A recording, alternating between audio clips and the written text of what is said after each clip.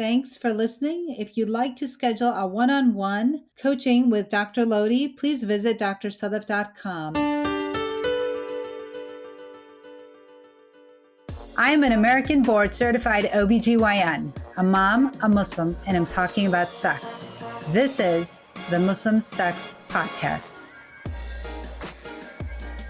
Welcome to the Muslim Sex Podcast. I'm your host, Dr. Sadaf Lodhi, and today we will be just doing a year-end review. So just looking back at all the things that I've talked about in this podcast and kind of going through like which ones were my most downloaded, and just thanking you, the listener, the viewer, for tuning in and allowing me to be in your ears and finding value in what I have to say. So as always, I just want to say that before I get into it, the first thing I want to make very clear is that I'm not giving any type of medical or religious advice. So if you have any concerns about your health, please speak with your medical provider. And if you have any questions about your religion, please ask your friendly neighborhood religious leader. It's a Muslim sex podcast because I just happen to be a Muslim woman who talks about sex. So I thought what we do is I just kind of let you listeners and viewers know kind of what happened in this past year. So I decided to start up a podcast, as you know. And initially I did it with one of my friends, Zabeen Mirza, and she hosted with me for a little bit of time. And then I had my sister come on as well, who was also a co-host. And then I had a ton of great guests that came on and also shared with us some of their knowledge and their expertise. And that was fantastic. And I hope that you found a lot of value in it as much as I did. So I think it was great. But what I wanted to kind of go over and spend a little bit of time on today is just to kind of let you know what you've helped me achieve and what I'm so, so grateful for all of the listeners out there that have helped me to achieve this milestone, is that we've had this past year about almost 36,000 downloads, which I think is fantastic. I've never done a podcast before, but I've been told by my producers that 36,000 downloads in my first year of podcasting is a great number and something to be proud of. So I am definitely very proud of this milestone achievement. So thank you so much. Also, we've had about 15,000 unique users. So basically 15,000 different people, and we are global, which is amazing. I've had the privilege of having people from throughout the world listen in on my podcast, which has been amazing for me. Thank you so much. I've recorded 55 episodes.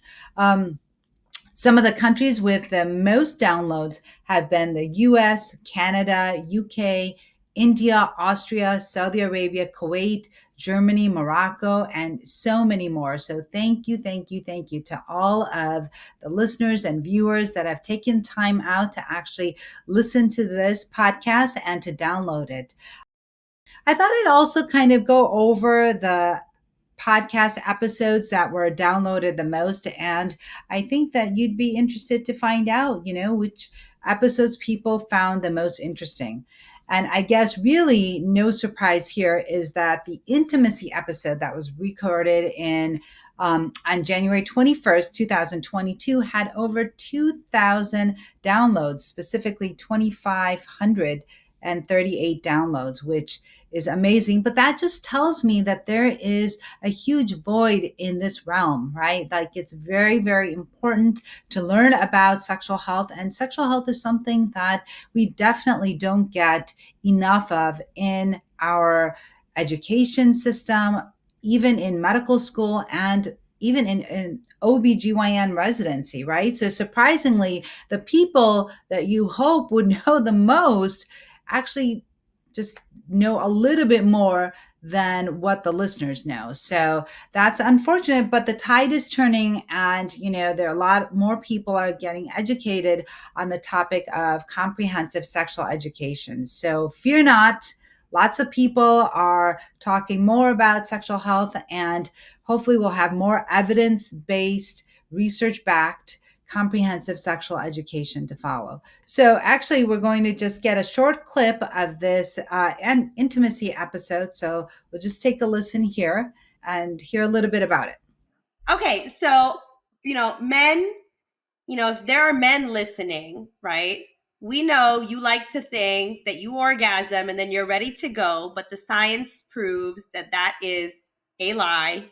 When you were 18, you needed at least 15 minutes, and right now, on average, you need about 30. All right, so we appreciate you and we applaud your efforts, but we'll see you in 30 minutes. Okay.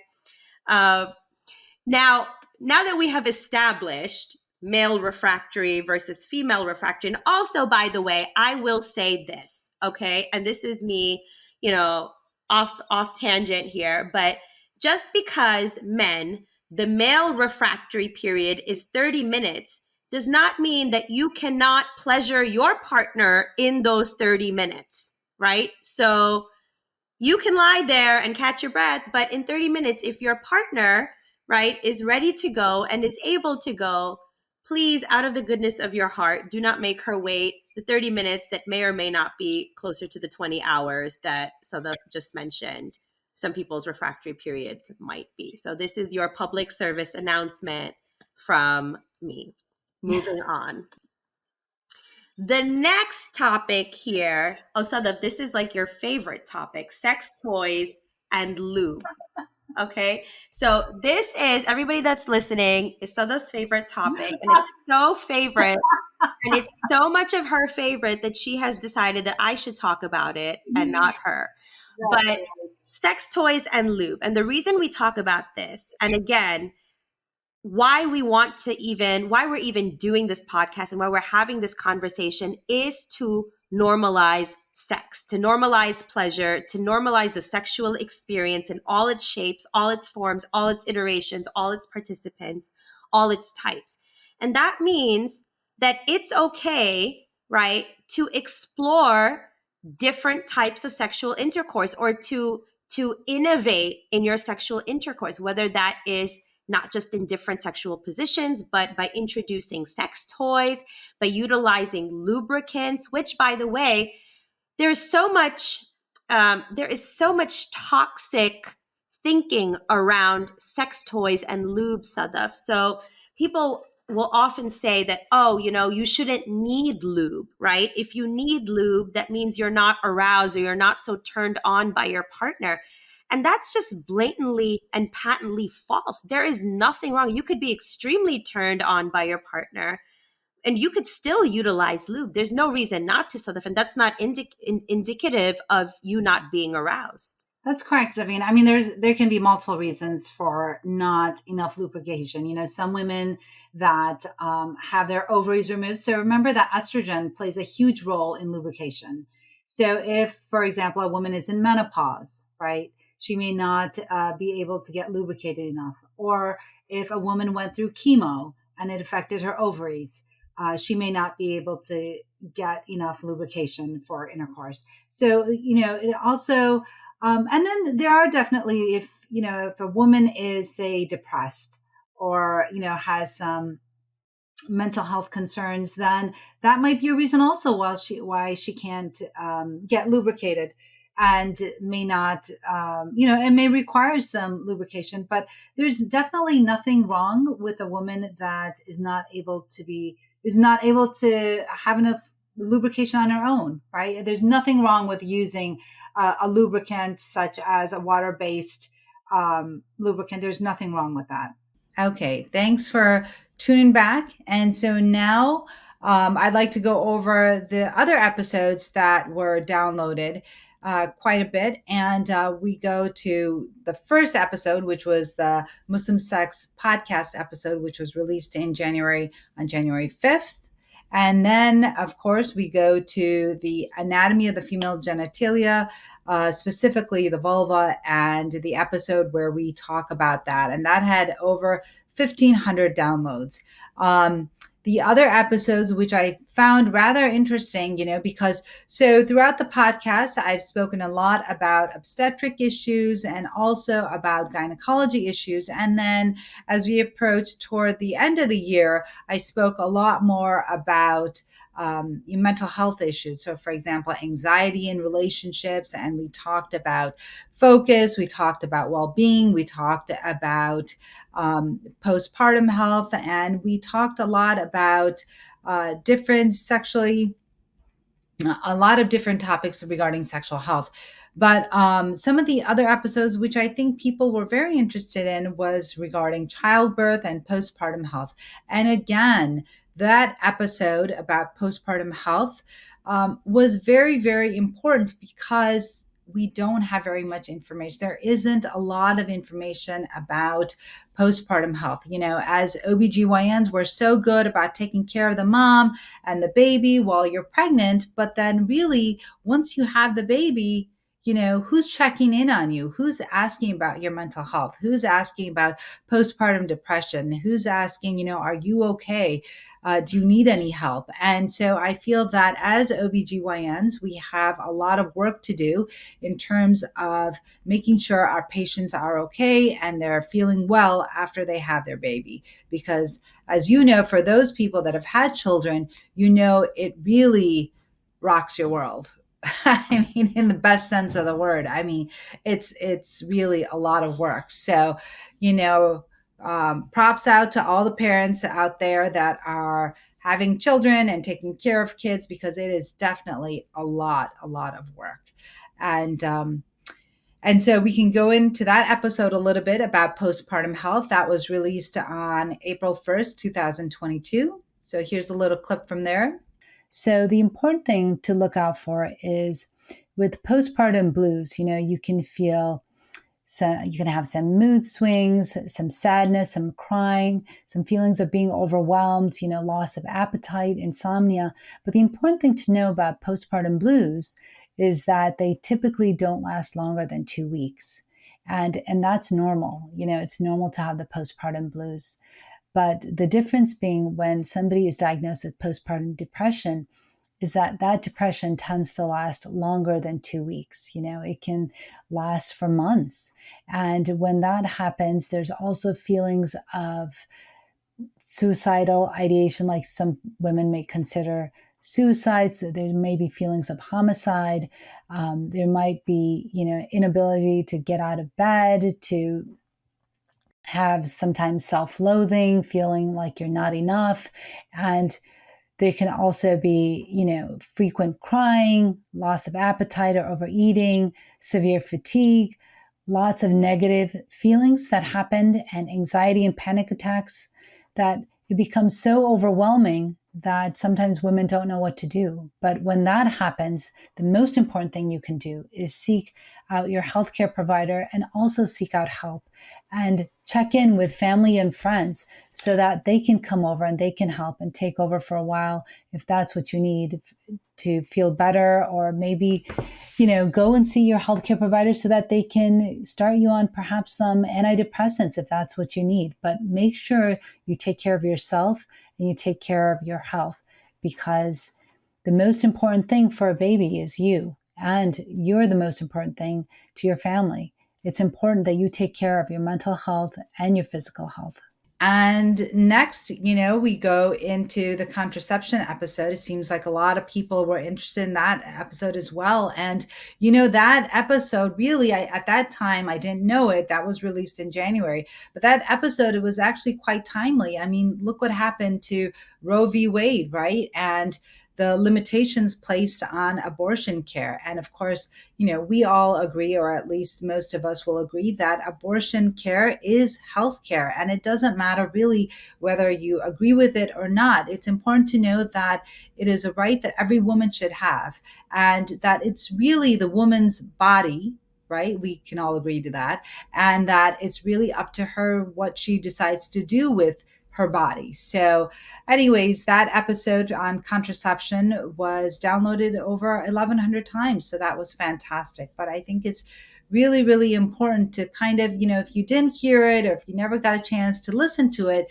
take a listen, see what I talk about in there. There are tons of options when it comes to contraception. The most important thing to do is really find out what works for you, what doesn't. You may like something that you don't have to think about, for example, an IUD or an implant or an injection that you get every 3 months. Those are all different types of contraception that you can use that will help prevent pregnancy.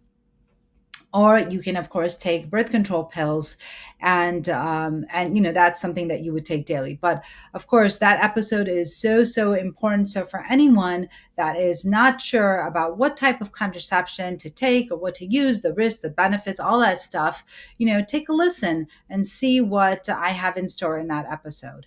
One of the other episodes that I think was very important is where I do talk about mental health, and that was with a mental health provider. Her name was Summer Haroon, and we talked about what it was like growing up in a conservative environment, and how people feel about mental health. And a lot of times the way that people feel about mental health is a lot how they also feel about sexual education, which is we don't really talk about it, right? So people that may be suffering from mental health or that have not been able to get in touch with a provider that could help them with mental health, it's so important to recognize that and then seek out people that may be able to help you. And there are tons of resources, lots of people now, especially in the mental health realm, that are doing complete virtual visits. So if anyone out there is interested in listening to that episode, that was released on March 15, 2022, and that had over 1,000 downloads, and we can hear a little snippet of that. When I have clients who do intakes with me, one of the things that I say is, listen, there's a reason you're in therapy, right? Because you can go to any Barnes and Nobles. You can pick up books on healthy coping skills. You know where to find this information. The reason we're in therapy is because we're working on the symptoms right now, right? We're working on what's not allowing you to apply these coping skills because you have your own trauma. You have to have the trauma resolved and have an understanding of this lack of adaptation to be able to implement the coping skill. We can't go from being like, oh, I don't have this coping skill to coping skill and implementation, right? Because some of these things feel like common sense, but the roadblocks that we have internally because of our unresolved traumas is what holds us back, right? And to this day, like the people who do practice coping skills, it takes time and practice for it to naturally occur. Yeah. But you have to be in the right mental state to first accept that you need the coping skill and understand where the need of that coping skill is. Does that make sense? Mm-hmm. Mm-hmm. But I don't teach a course. It just naturally occurs in therapy. Maybe I should. Lastly, what I want to say is, really just it's because of you, the listener, who, takes the time out, whether you're going on your walks, whether you're, taking the dog out for a walk, or if you're cleaning the house or whatever it is, that you take the time out, you listen to this because you feel that it brings you value. And I hope that you see that, because I really enjoy bringing this to you. And I think it's so important that we have these conversations around sex and about intimacy and how that impacts our lives, right? It's so important to realize that it is an important part of our lives, and that we need to be talking about this.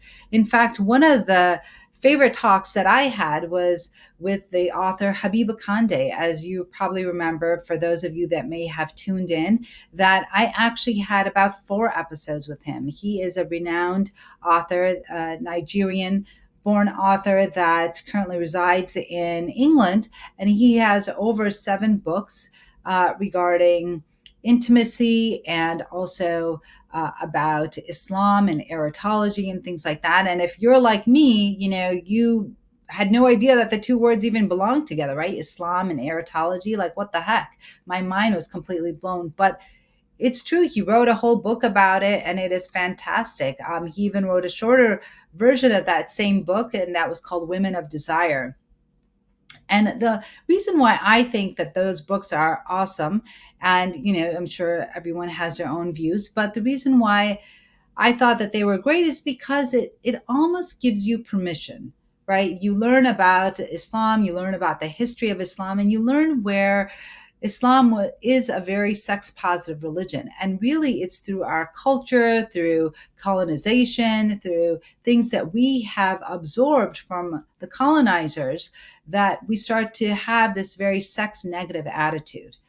Right. So I think what's important to realize, and what I learned after reading a lot of Habib's books, is that, realizing that we have a very rich history, and that our history does include learning and being open and receptive to learning about sexual health. And I think that that is very, very important. And something else that I thought was very important and to understand is that a woman's right to experience pleasure in Islam, and that a woman can actually get divorced if she's not, pleased sexually. So basically, if we know about our sexual rights in Islam, then we'll know the importance of it and the importance of pleasure in a relationship, and also how sex is a very big part of a marriage, right? And of course, in Islam, those of you that are Muslim that listen into this podcast, we know that when we talk about sex, it's always in relation to marriage, right? So it's never really extramarital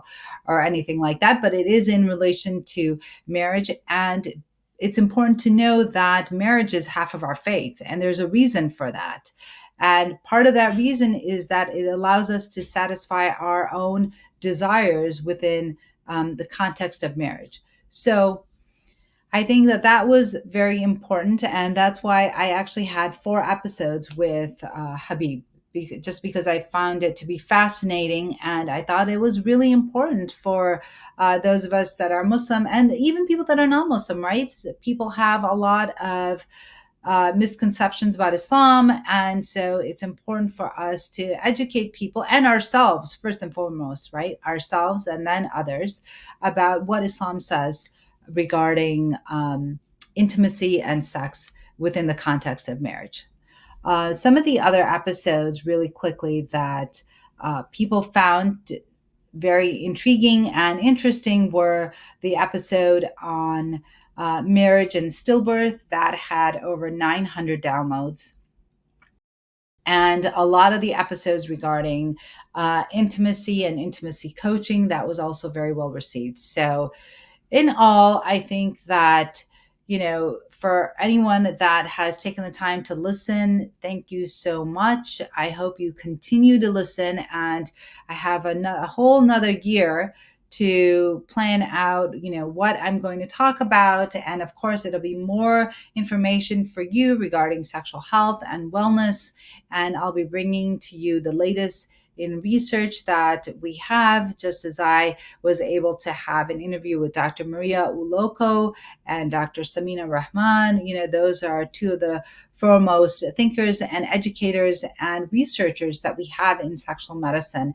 And I hope to bring you more episodes with researchers such as those. So I hope you enjoyed this podcast. It was really just, a year in review. Please go and take a listen for those of you that might be interested, that haven't had a chance to listen to those episodes, or really to any of those episodes, because I have 55 that I released this past year, and I'm very proud of. And also just wanted to, again, thank you to the listener and the viewer out there that have tuned in and have downloaded this podcast.